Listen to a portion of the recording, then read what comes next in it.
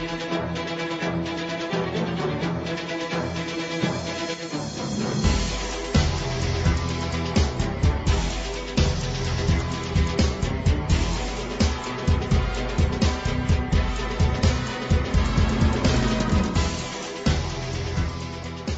to the Grueling Truths Legends of Football show, brought to you by MyBookie.ag. I'm your host, Mike Goodpaster, and today I want to welcome to the show a man that was named to the all-time USFL football team and then played for around a decade in the NFL. Please help me welcome to the Legends show, Irv Eatman. How you doing, Irv? Good, Mike. How you doing? Thanks for having me.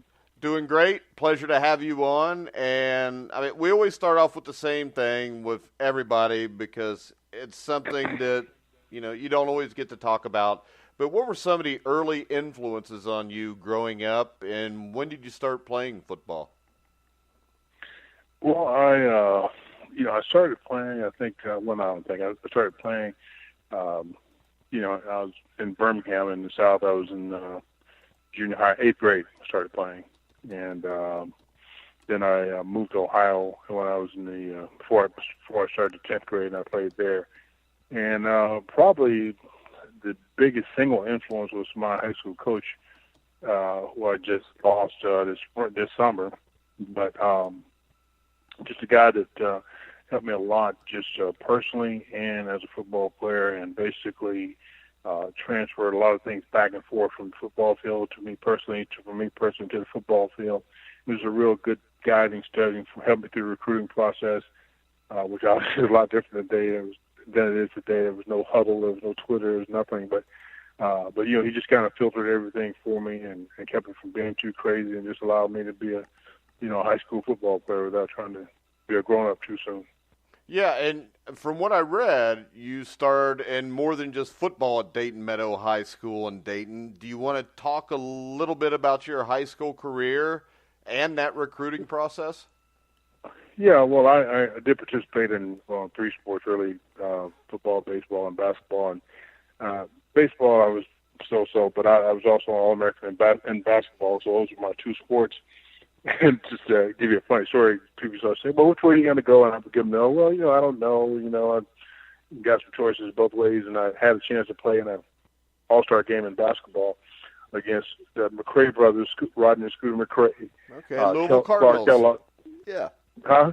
The Clark Louisville Kellogg Cardinals. And Antoine Carr. Yeah, Antoine Carr, Clark Kellogg, and some other guys. About 10 first-round draft picks. Well, I knew what I was going to do after that game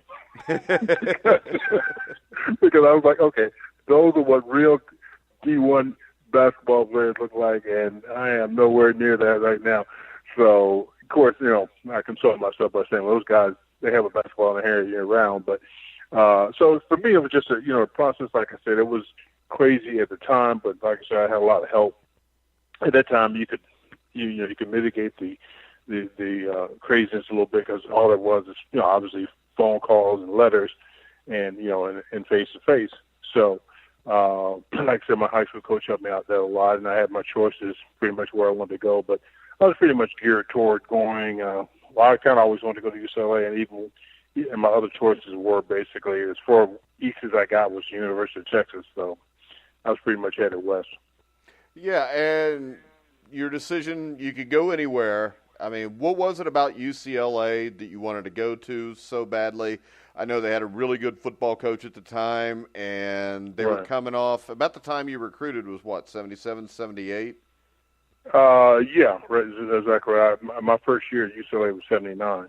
Yeah. So, well, I'll tell you what, Mike, my first, obviously when you're a high school player, a lot of it is just intuitive. You think, okay, wouldn't it be great to go to school at blah, blah, blah, in this case it was UCLA. But the difference for me and the thing that I advise any kids now is like how you feel when you're there. And I know the difference for me was I felt like I could have stayed there that day, never gone home, and just been just fine. And it was nothing in particular I could point to. It just was a feeling of, wow, I feel like I could wake up here every day for the next 4 or 5 years and be totally good with it. Yeah, so what was it football playing wise, the adjustment going from Dayton Meadowdale High School to UCLA your first year as a freshman? Was there any kind of period of adjustment for you, or did it just kind of flow naturally?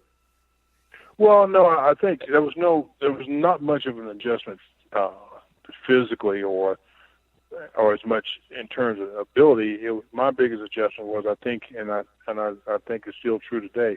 I think you realize that it is big time business and much more of a grind, and it's really as much as a full time job as it is anything else, because you go there and there's so much. In addition to being a student, there's so much additional that you have to put yourself into to become a good football player. And of course, all the other things that come with being a new student on a campus like that. But I think the biggest thing was just getting used to the grind, the regimen, the expectation, all of that, which, in high school, obviously, if you're a good high school player, it comes easy to you. But when you when you get to college, everybody was everything somewhere. So, Yeah. So the grind, the regimen, the expectation level goes way up. And I think the sooner you grasp that, the better. All right, and you played for a really good football coach there, Terry Donahue. What was your relationship like with Coach Donahue? It was always really good. I mean, I thought he was a great coach to play for. He was one of those guys that he didn't get too high or too low. Of course, you spend in college, you spend more time with your position coach, but we were very close. I mean, we kept in touch long after I left UCLA, and saw him a few years back. And he's just a really good guy to play for. Like I said, he kept us on an even keel. He did things the right way. Then he kept his hands clean at a time when I guess a lot of people weren't. But he just didn't run his program that way. Yeah, and he followed Dick Vermeil, who was really successful there, won the Rose Bowl in '76 over Ohio State. And he had a couple years that were not the greatest.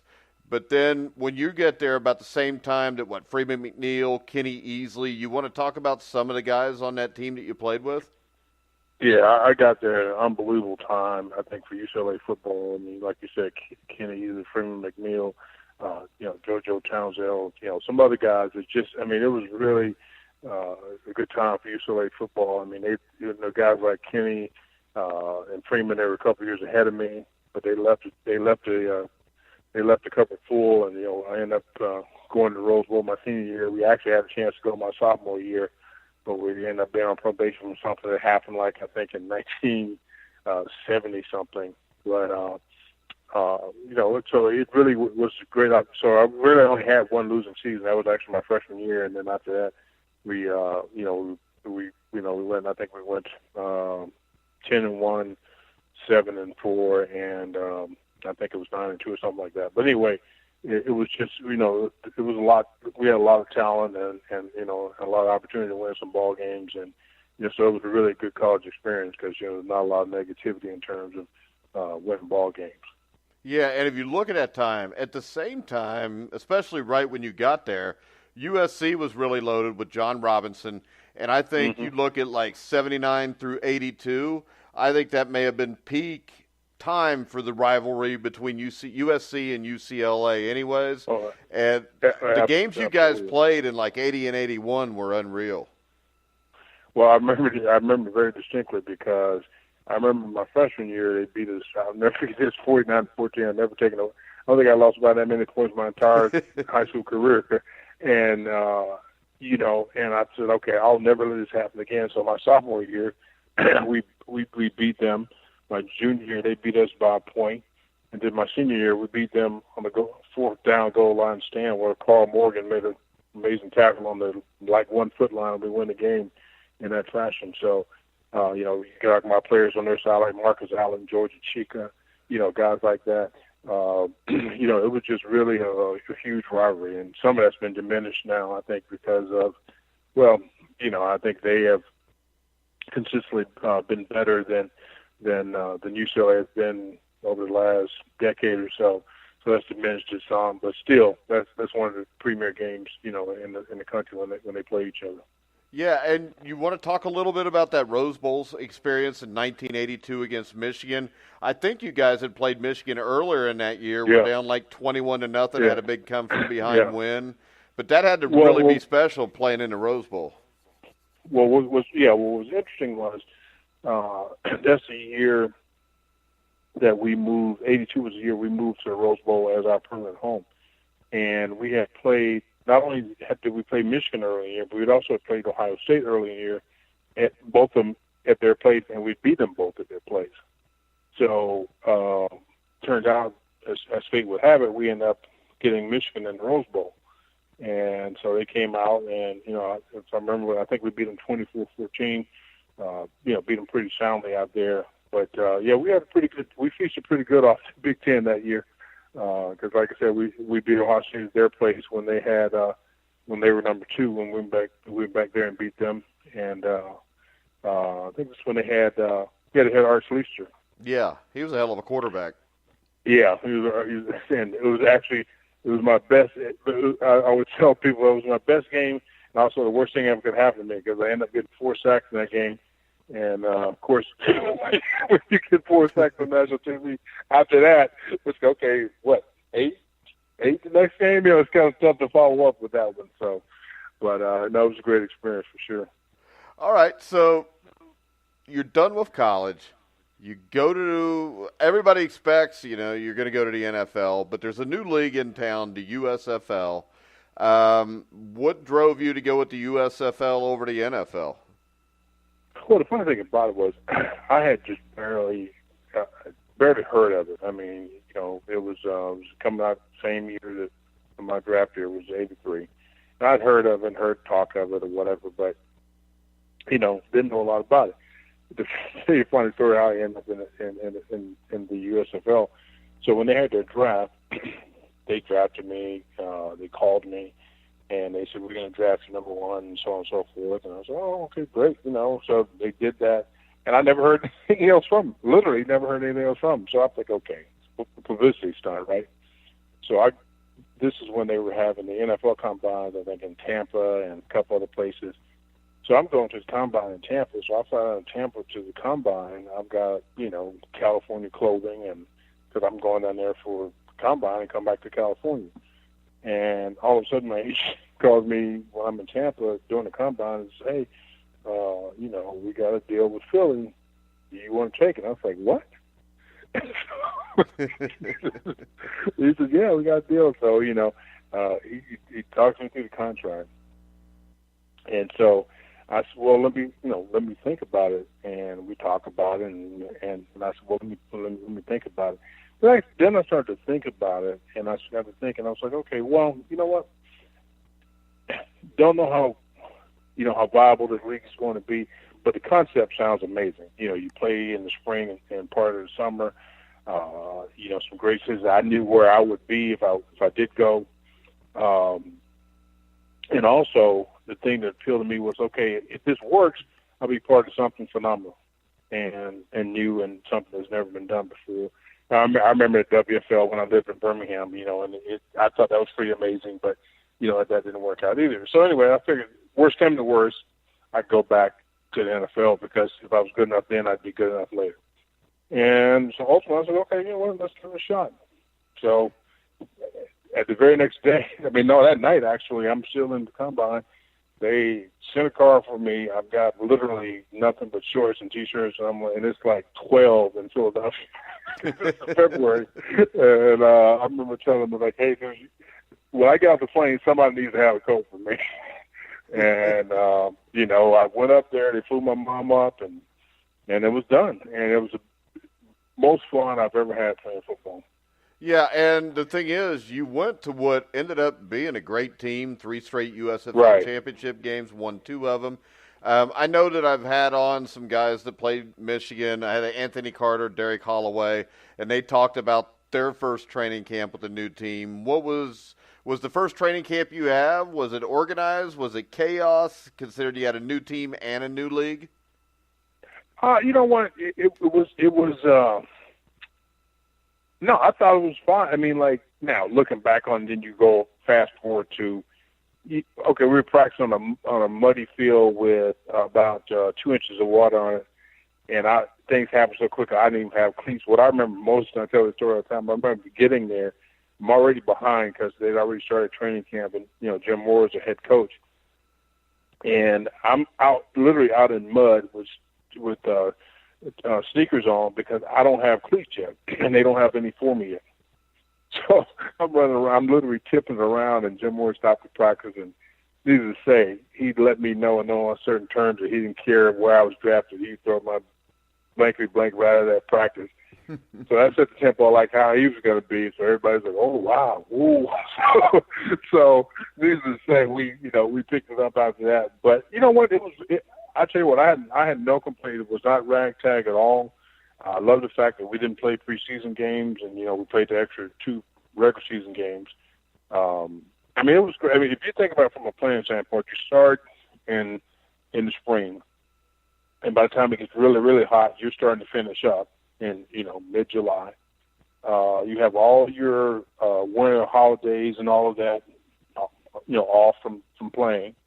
And in our case, we got to leave Philly and go to Florida for a month. So Yeah. like they do in baseball. So it was. I thought it was great. I really did. I thought, particularly in our case, of course, we were winning. I thought we were building a great following and that type of thing. I just think the league got ahead of itself. I think they had a great plan, and I think if they had stuck with that plan, I'm not saying the league would have been successful. I'm not sure, but I know for one thing, I know teams like ours probably would be, would have found a way to be assimilated into the NFL or something. Yeah, the way the old AFL did it. Right. I mean, because we had a good football team, and we had, and people don't realize there was over 200 players that ended up, when the league folded, playing in the National Football League for a significant amount of time. So it was the most fun I ever had. And you had guys like yourself, Reggie White. I mean, there was a ton of guys that came out of there. Bardos. Jim Kelly played in the USFL. Yeah. Hell, almost all the wide receivers from Houston ended up playing in the NFL. Right. AC and, Kelvin Bryant, our running back, and Herschel, and, like you said, Reggie. It was Steve Young. People, there was some you players, get a guy like, what was his name? Bobby Hebert, quarterback for the Panthers and the Invaders. He came out of nowhere doing that, ended up in the NFL, taking the Saints to the playoffs. Right. There was a ton of guys that came out. Sam Mills came out of the USFL. Yeah. One of the best players I've ever seen. And he couldn't play in the NFL. But it gave him a chance to polish his game, prove he could play, and now he has a statue outside of the stadium in Carolina. Yeah, and, I mean, you talk about that first season, you guys go to the championship game. I think you ended up losing like 24-21, 24-22 to Michigan. I'll never forget it. I'll never forget it. You mentioned AC. He ran an out route, curled it in, and the guy missed a tackle, and nobody's going to catch AC when he was running wide open, and I'll never forget that. We promised right there on the field that night, it was, okay, next year is ours. I mean, we weren't even thinking about that game. It was, okay, next year is ours, and we pretty much started on the next year that night. Yeah, and what I remember about that game, and I think people forget, is there was like 50 or 60,000 people in Denver's Mile High Stadium, and it was a great atmosphere. I mean, to have that kind of turnout for a game in a city that neither one of the teams are from, and to have 50-something thousand people there, and national TV and all that, it was an exciting game. It was unbelievable. I think that championship game did a lot to propel the league for the next couple of years. Again, like I said, I think the reason it failed was some poor decisions. Not because of the play or the appeal to fans. Yeah, it was ownership, I think, that tore that league apart more than anything else. Yeah, no question about it. No question about it. And I think the death of John Bassett hurt it a lot too. Yeah, well, I think I think the whole point, of the league was to be an alternative in the spring. When there's very little anything other than golf and early baseball, and then all of a sudden, 3 years later, we want to go head-to-head to something that's been around for, 65 years. There was no market for that. You compete against the NFL, basketball, late-season football, baseball, college basketball, college football. I mean, come on. Yeah. You don't have to be an executive to figure that one out. Yeah. So, yeah. And the thing now is, I mean, the networks are so owned or so tied into the NFL that I don't think there's any chance it could ever happen again anyway. No, there wasn't any chance then. I mean, no. You think they're going to take a chance on risking losing NFL over covering the Philadelphia Stars or the Memphis Showboats or whatever? No, and again, we were occupying a spot that was wide open, and for some reason they said, okay, let's go and try to jump into this crowded TV market with all these other sports that go under in the fold. Well, put it like this: if you did it nowadays like this, there's no way that ABC would be showing Monday Night Football plus the USFL. Right. But the great thing about it is there's so many more channels right now. If something like that did happen right now, you got all these, regional and sports networks and all this besides ESPN that, that could be, that people will watch. People don't even watch, and they're not even watching the NFL that much on TV because to me, it's too many games. But yeah, and it's not. I mean, the quality of play, I don't think near as good as what it used to be. Right. I mean, like tomorrow night, you got your Colts and you got Broncos. Broncos. Who wants to see that? Nobody wants to see that game. Their mama's not even going to watch that game. No. So, I mean, their mama lied to them and tell them they watched it, but they didn't. That's right. She'll probably tape it. But she won't watch that game. Nobody wants to see that. That's what I'm saying. And you just had a bunch of games on Saturday. You watch a sorry game on Thursday, and then I think this weekend they started playing the Saturday games again, right? Because they got 2 games on Saturday, I think. Yeah. See, I think the problem is this. Like, I always compare it to this. When I was little, which I grew up in the 70s, early 80s, and I was a Cincinnati Reds fan, Big Red Machine. I lived like 20 minutes from Cincinnati. But when the Reds game was on TV, it was special because even living in the area, you only got 44 out of 162 games on TV. Right. And the Major League Baseball All-Star game was a huge deal because I never got to saw guys like Mark Fidrich or whoever it was from the American League play. And now it's oversaturated so much that I think it's really taken away any of the real meaning from watching it. Well, I'll say this, and I know it will never happen. And I was thinking this other night. It's like if they still had a 12, even a 14-game season, every game would be a lot more meaningful. And this is what apply to other sports too. Like if the NBA had 60 as opposed to 82 games, every game would be a lot more meaningful, right? Yeah. So you would have fewer games, obviously, but it all comes down to dollars. I'm just saying, hypothetically speaking, you have fewer games, you'd have better games, you'd have a lot less games with people missing because, saving guys or whatever. And basically in football, every game would mean something. You wouldn't have people locking it up with, 4 games to go. Basically it would be coming down to the wire all the time. But obviously that genie's not going back in the bottle because there's too much money in the bottle.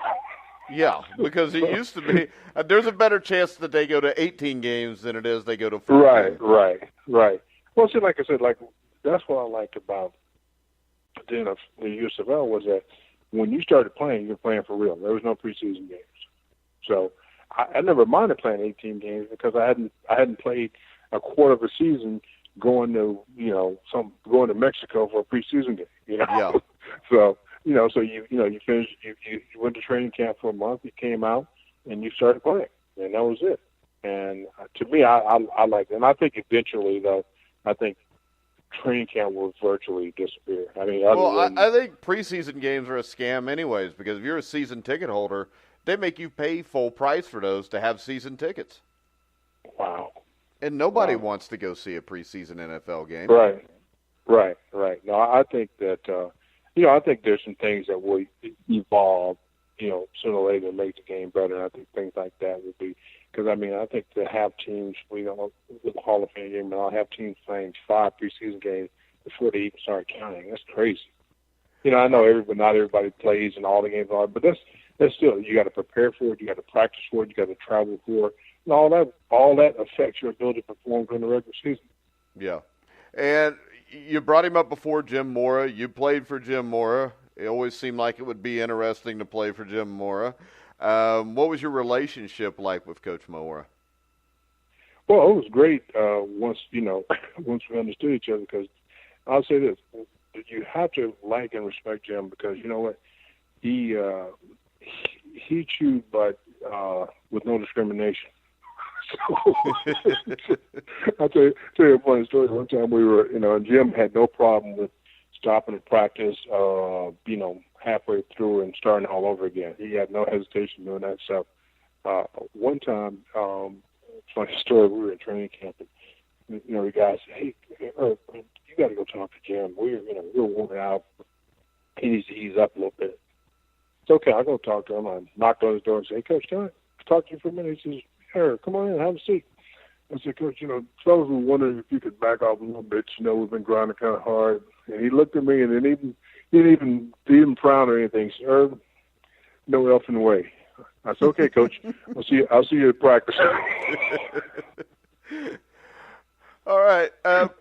You get to the end of the 1985 season. If I remember right, you won in the Meadowlands. I think it was a smaller crowd, 25,000 people. You beat the Oakland Invaders, Bobby Hebert, Anthony Carter, all those guys. Did you have a sense at the end of that championship game that this is it?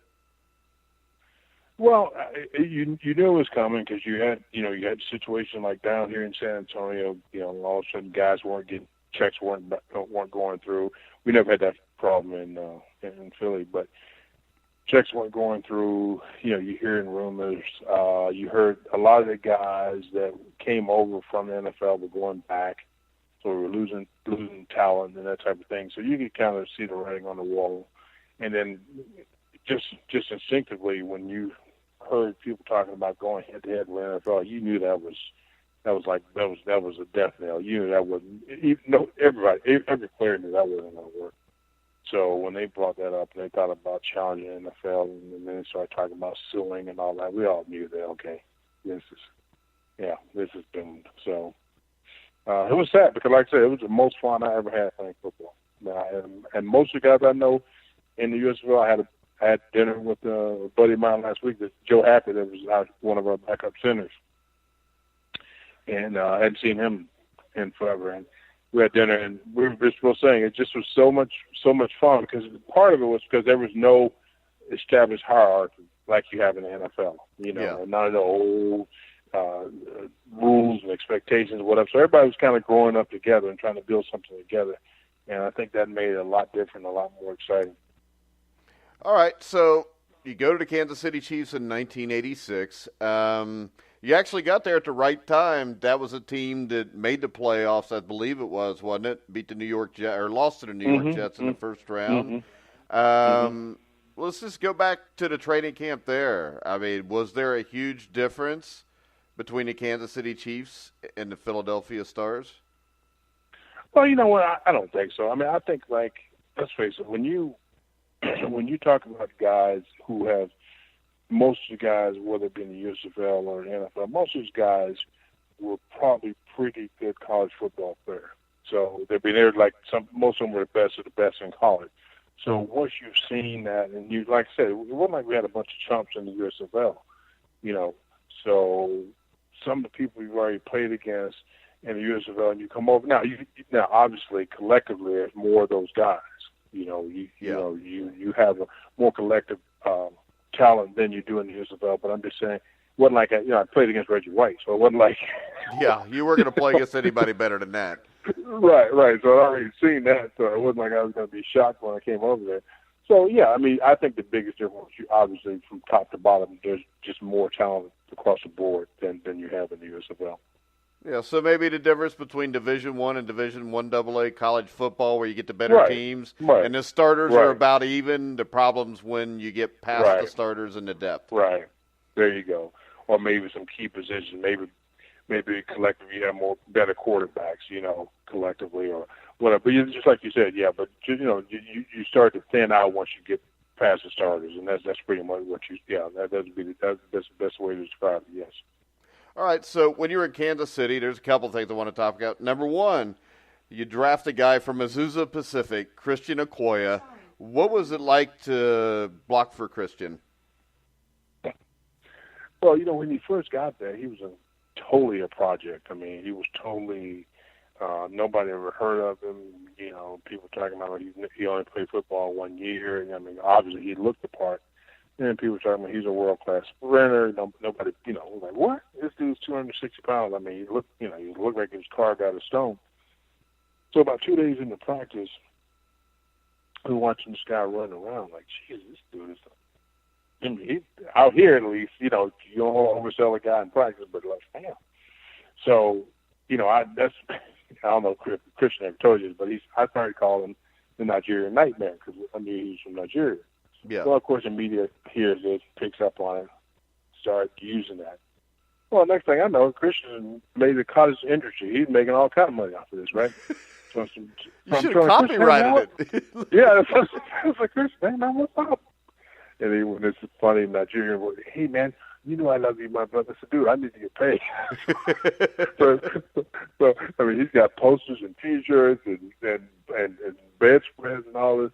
But the thing was, though, I'll tell you what, he was kind of dude. Christian had no moves, zero. He had one move. Give me the ball and get out of the way. Yeah. And I remember one time he ran into me at my side. We both went down. And we were down on the ground. I said, Christian, man, open your eyes. Oh, I'm sorry, man. I didn't see you. So, I'm telling you, I think that might be one of the hardest hits I took the whole time I was playing. I mean, because when he got the ball, there was no cutting, no juking, nothing. I mean, you literally could feel when he ran past you could literally feel it. I mean, you could really feel the breeze. I mean, I've never seen anybody that big accelerate so quickly. Now, in '86, Chiefs made the playoff run. '87 and '88 were rough. You get Marty Schottenheimer in there, and Marty always seemed like he would be a great guy to play for. What was it that Marty did to change the culture of the Chiefs? Because '89, you get close to it. '90, you're in the playoffs. Right. Well, I think that, you know, everywhere Marty has been or had been and in Kansas City and everywhere he went subsequent to that, he always had a great deal of success. And I think that he had I think the biggest asset for Marty was that he had a definite plan and concept for success that he believed in, and he didn't deviate from that. You know, a lot of coaches, they come in and we're going to try this offense. We're going to run this defense. We're going to try this. I saw so-and-so doing this. But that wasn't Marty. His idea was run the ball, play great defense, don't make mistakes. That was his, and have great special teams. That was his concept, and he didn't try to deviate from that regardless of what everybody else was doing, a hot boy, and they thought it was, or, because, they call him Marty Ball and all that.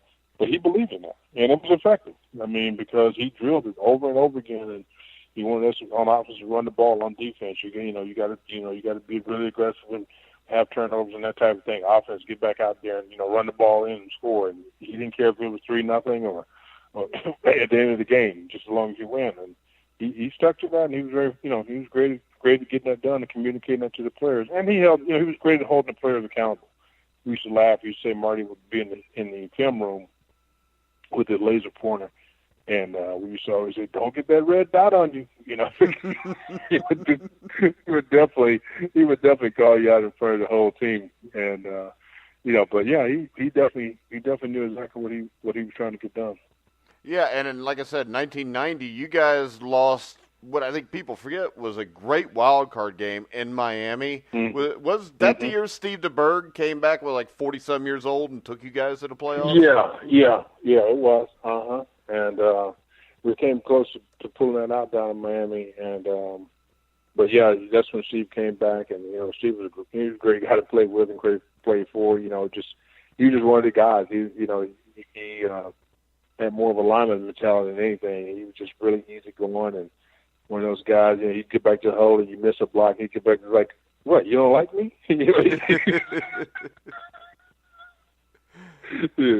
I'm just messing with you, he'd say. But but he was a great guy to play with. All right, then you left Kansas City. You go to New York. You went to the Jets. That was the '91 Jet team to win 8-8 and made the playoffs, wasn't it?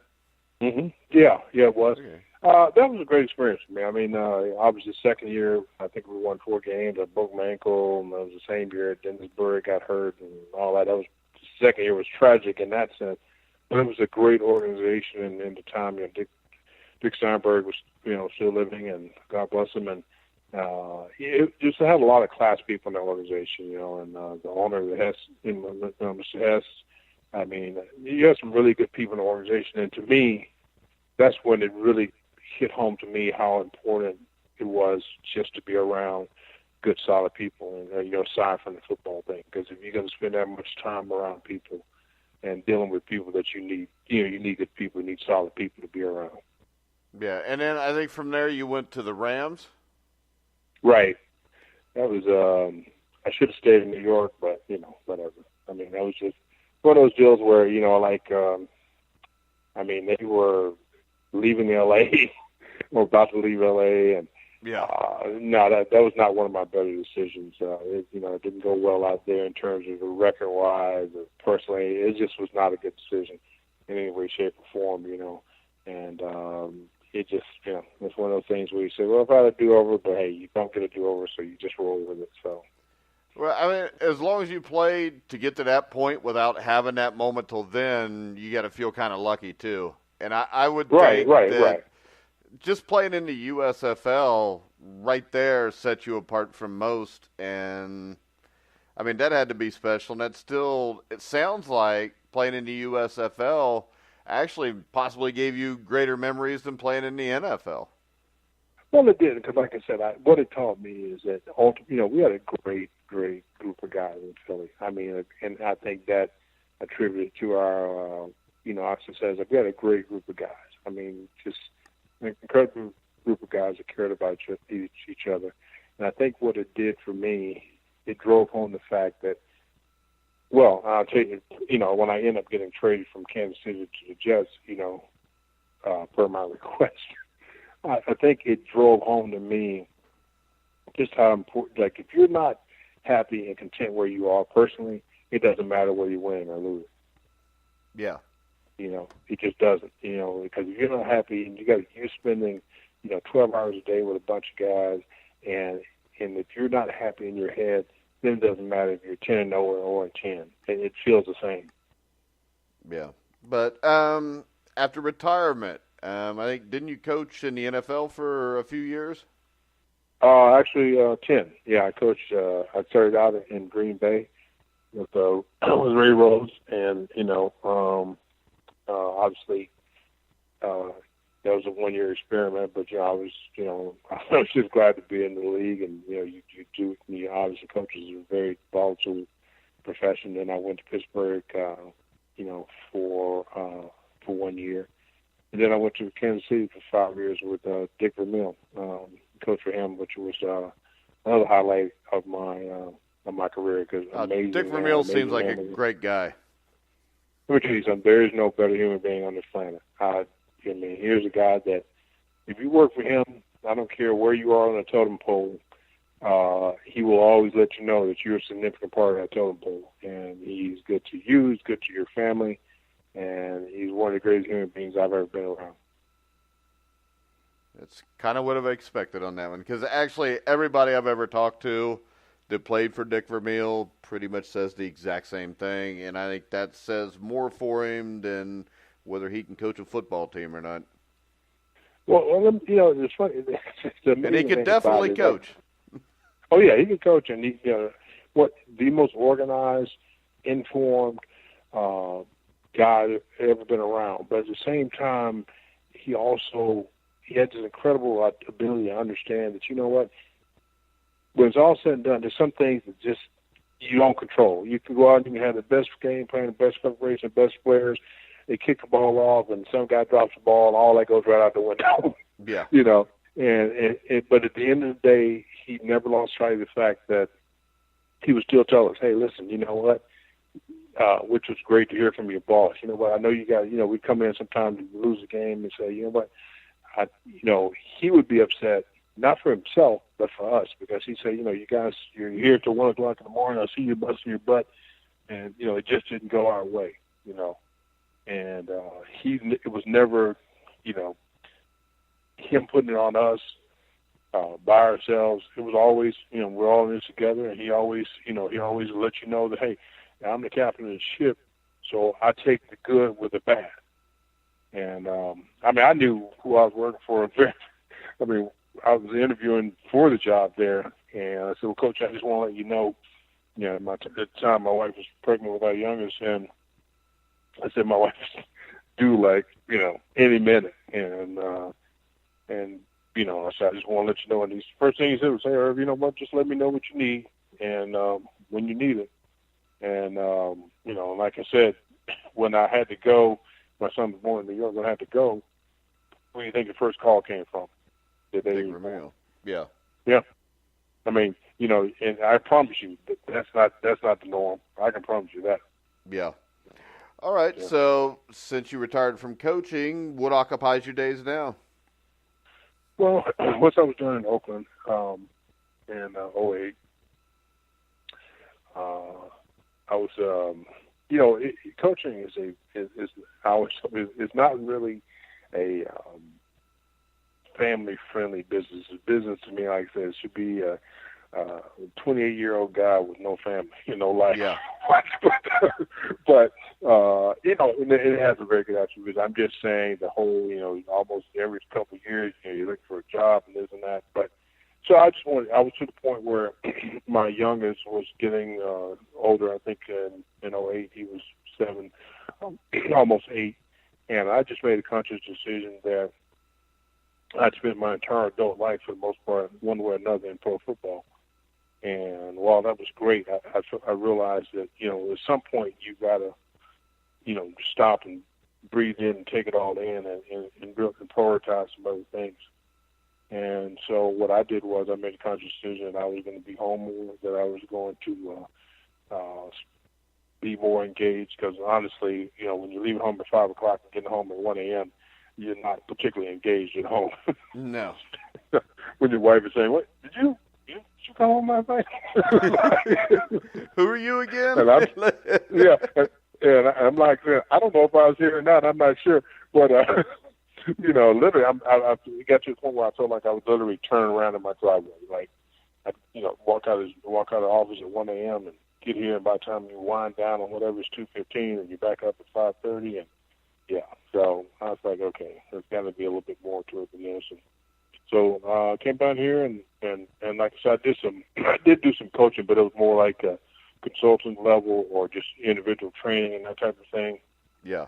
And then I started getting involved with some charities, like I said, and now I'm involved in an organization like it's called CASA, which is like I said, court-appointed special advocate, and I advocate for children in domestic situations when those situations end up in court for kids who've been removed from their home. And so it's like a full-time job, but you don't get paid. Yeah. So, but it's very rewarding, often sometimes frustrating and disappointing. Like I was just in court today, which was particularly disappointing because you get a lot of continuances and that type of thing. It's a very bureaucratic, frustrating system, but it's also some very good things when you see people end up in positive situations, start out negative, and that type of thing. So yeah. All right, Irv. I know you're probably got other stuff to do than talk to me tonight, so I want to. No, man, it's been great. No, man. I mean, you did your homework. I'll tell you what, man. You dug up all the old clay tablets and read the old records and all that stuff. So the bad thing is this, Irv. The bad thing is this. I just remember most of that stuff. But from 1990 to now, it's kind of foggy for me. But everything from the 70s and 80s, I'm good with. Because I loved watching the USFL. I used to watch it every Saturday, Sunday, whatever day it was on. I think it was on Saturdays back then a lot of times. Yeah, it was most of the time, yeah. Yeah, and I was in high school, and I'm sorry, but I was like a huge Michigan Panther fan. I don't know why. It's just I really liked Anthony Carter. So I was happy. I was happy when you lost the first one, but I was upset when you won the third one. So. Yeah, I remember they had a great team. Jim Stanley and AC and Jim Stanley's a guy that should have got a head coaching job in the NFL at some point. Right. So and speaking of that, I'll let you go. I mean, we got guys off that Philly staff that are still coaching. Joe Marciano, the special team coach, he's still in the league. Jim Skipper's still in the league. Let me see. Who else? Let's see. Oh yeah, Green Bay too. Yeah. Green Bay. Let's see who else. There's about 4 or 5 guys still coaching off of that. Yeah, and see, I remember this stuff so well that I remember when you beat the Wranglers in the second championship game in 1984, that actually Alabama sang the national anthem. Well, I didn't remember that, but yeah. Well, see, I remember that because my sister, had the hots for the lead singer, and I just remember her calling me saying, Alabama's on TV singing the national anthem. I said, I don't really care. I'm not into country music. Man. Hey, you should go on Jeopardy, man. You got a great detail of trivia. So. I tear Jeopardy up as long as it's reruns from the 80s that I'm watching. don't ask you anything recent, huh? No. I've been hit in the head too many times to remember anything recent. But on the old stuff, it's in my mind. It's like I still live in the 70s and 80s. Right. Which is probably a good thing. Like a Lone Ranger, Mike. Yeah, it's probably like a good thing compared to what we have today that goes on. Yeah, I'm going to say, some of the stuff you won't want to remember. So, yeah, you're right. Well, hey, thanks, Mike. I really appreciate it. Thanks for thanks, Irv. Hopefully we can have you back sometime. Thanks. I appreciate it. Take care. All right. Thanks, Irv. Right. Hey, guys, right, I want to remind you, grillingtruth.net, you can hear the interview we did with Big George Foreman the other day. We have interviews coming up with former heavyweight champions Pinklin Thomas, Mike Weaver. We got Mike McCollum live on Friday, former great junior middleweight, super middleweight champion. He'll be on at noon live on Friday. Tomorrow night at 7, we will have live former WBO heavyweight champion of the world, Michael Bent, who also was Sonny Liston in the movie Ali with Will Smith. Make sure you check out mybookie.ag if you want to bet on the football games this weekend or the fights that are coming up. Tomorrow night, we will have Thomas Triber live with me and John Einreinhofer on the Inside Boxing Weekly show. Also tomorrow live on the grillingtruth.net, we'll have a Indiana Notre Dame basketball preview with former Indiana national champion Steve Risley. So basically, we're all over the place. You go to thegruelingtruth.net, you'll find sports coverage that's unbiased like you find with ESPN. So once again, I want to thank Irv Eatman. Great guest. Hopefully we can have him back sometime. But for Irv, I'm Mike Goodpaster. You've been listening to The Grueling Truth, where the legends speak.